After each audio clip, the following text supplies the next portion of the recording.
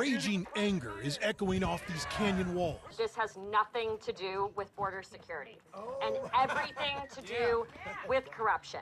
Protesters gathered in one of the most iconic spots in Big Bend National Park. They're horrified by the Trump administration's border security construction efforts, which is now being unleashed in this patch of far west Texas.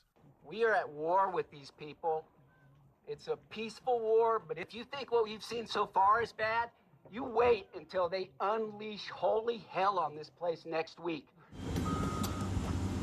Last week, crews started carving through the pristine wilderness of Big Bend National Park for what's being described as a surveillance road. The site was captured by a 27-year-old activist trying to stop what she calls this needless destruction. Yeah, more than anything else, I feel heartbreak over all of this. Natalie Newman navigates the roads in Big Bend, armed with her camera. She takes us to where construction crews have started their work. Do you feel like you're just fighting a giant beast?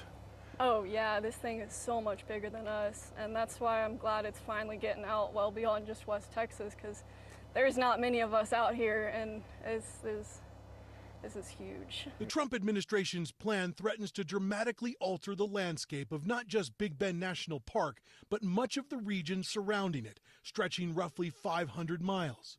The plan involves 5 different projects, costing more than $7 billion. The Department of Homeland Security and Customs and Border Protection will build nearly 200 miles of border wall, install steel vehicle barriers, and carve hundreds of miles of new roadways through part of the park's 800,000 acres and beyond.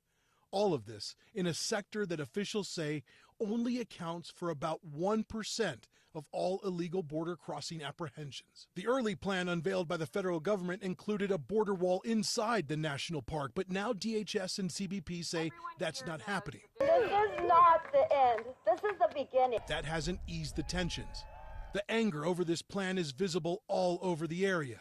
Banners blasting the border wall have popped up everywhere. Local Republicans and Democrats are unified in their opposition to what's happening. I'd be all for it if it was necessary, but it's not necessary. Thad Cleveland is the Republican sheriff in Terrell County. He was also a Border Patrol agent for 26 years. They want to put in vehicle barrier in a lot of this area. Yes, sir. In his office, he showed us a map of where the plan in his county is to put about 160 miles of steel vehicle barriers along the Rio Grande. There's only one problem. And these are places where it's physically impossible to drive a car through. 100%. Makes no sense at all to put a vehicle barrier. You must be scratching your head going like, what are we doing, folks? Definitely. I'm very disappointed. At the beginning of the first Trump administration in 2016, we came to the Big Bend region. And I want you to tell Donald Trump that we already have a wall. Thank you very much.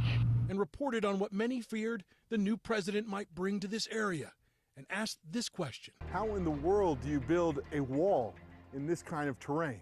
10 years later, we're sitting down with the former superintendent of Big Bend National Park, Bob Krummenacker. He says the more pressing question is not how, but why the Trump administration is doing this. I would say it is one of the most insane and destructive and, yes, ridiculous ideas I have ever heard. I never really thought anything this absurd would happen in any national park, let alone the one I know so well.